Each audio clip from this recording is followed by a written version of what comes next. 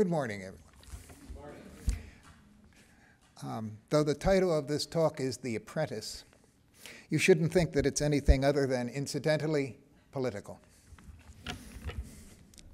When Mark asked me a couple of months ago to speak at this service near to Labor Day on the subject of work, after reflecting that he sometimes works in strange and marvelous ways, I said yes.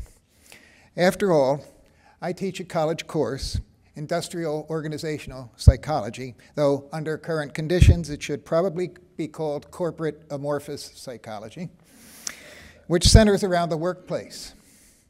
One of the first things I do in that course is to ask students to write about their best and their worst work experiences, and Brian's reflection is a perfect starting point, an accurate description of the current landscape of work.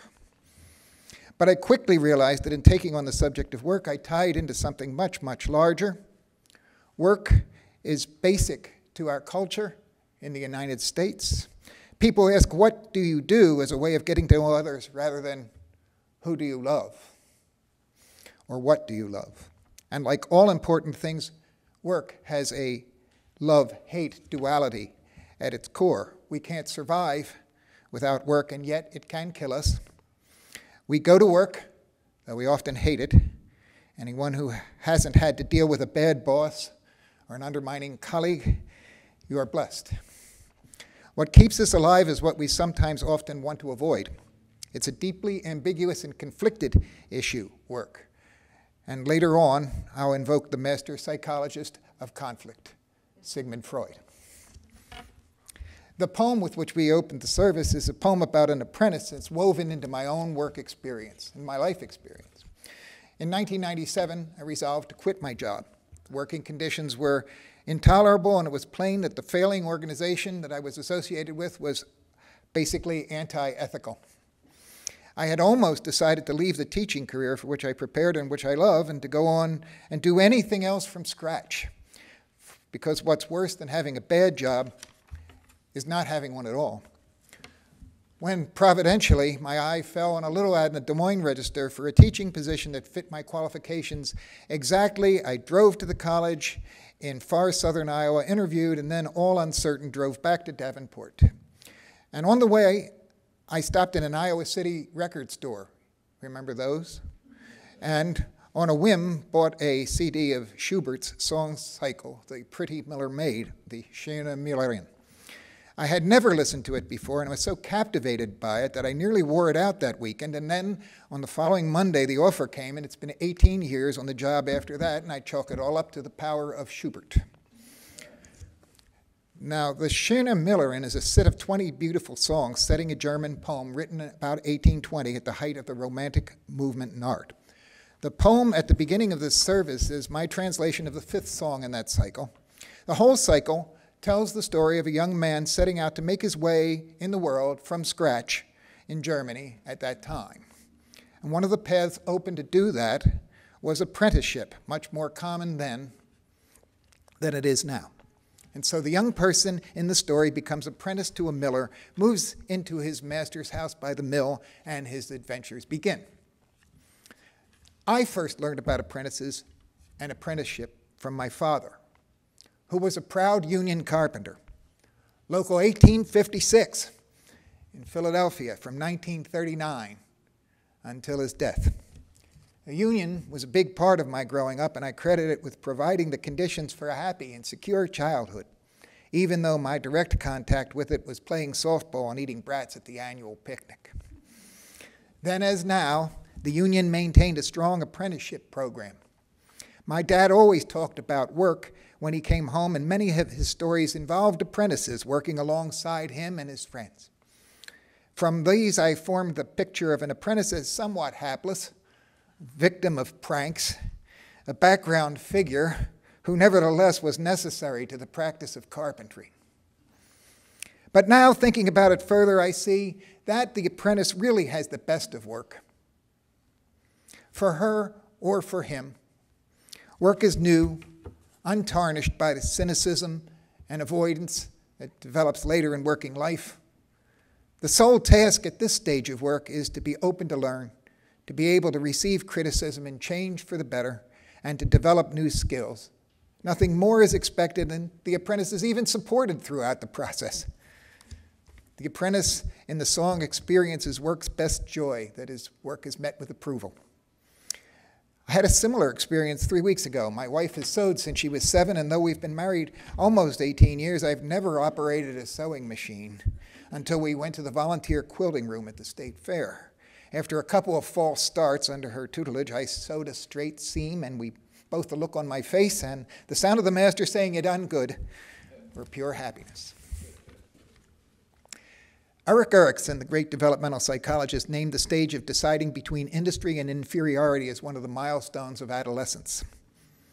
But next to it, he placed the stage of deciding between intimacy and isolation, answering the question, who do you love?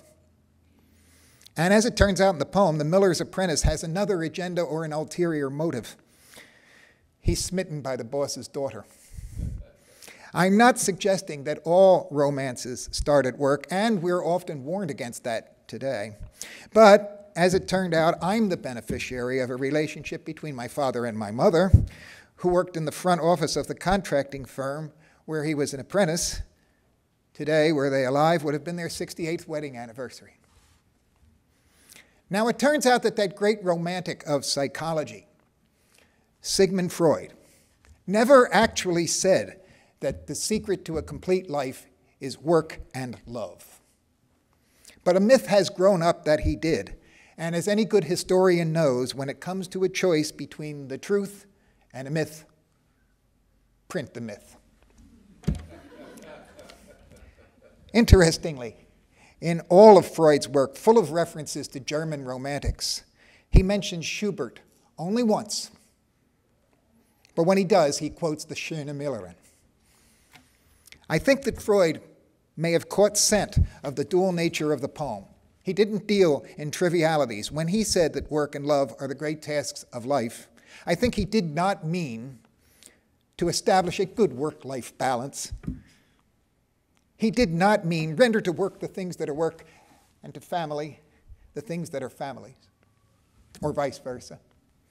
And most emphatically, he did not mean that one should confuse one's love and one's work, although finding work that one loves is certainly to be preferred to the alternatives. A master psychologist is one who can multiply ambiguities, and I think that Freud, truly a master, meant that it's necessary to pursue work and also love equally and simultaneously, to the full extent of both their pleasures and their pains. Of course, that means that on this theory, for an adult, achieving anything like peace is impossible.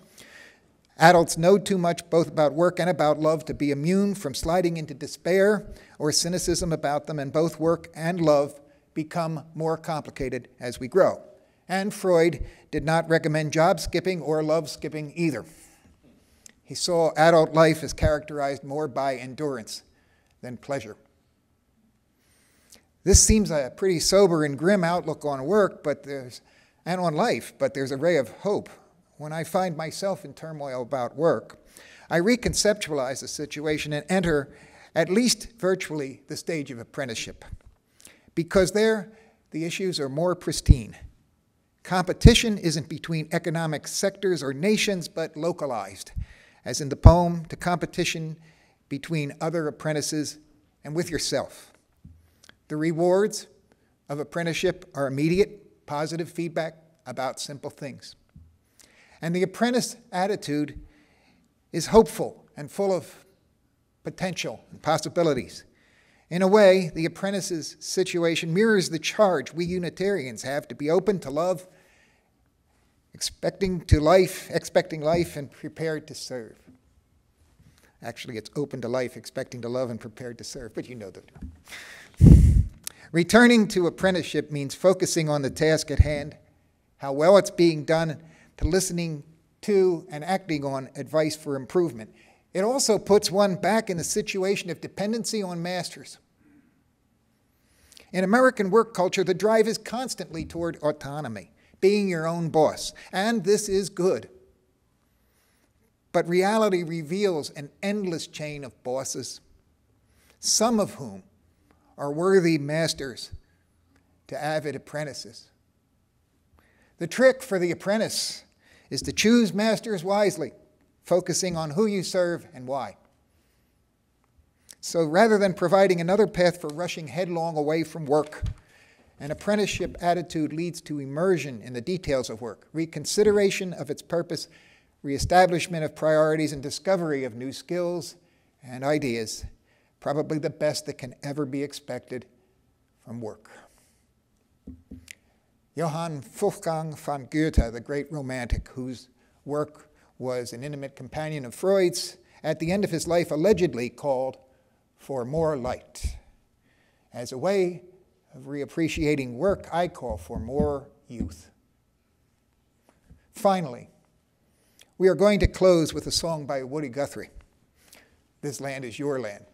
The words are in the order of service, not the usual verses. For a closing song to honor my father, I wanted a Union song. If you check the UU Gray hymnal subject index, there are songs there about almost everything except work. But Woody's pretty close, though. So for my dad and for Labor Day, sing it like a Union song.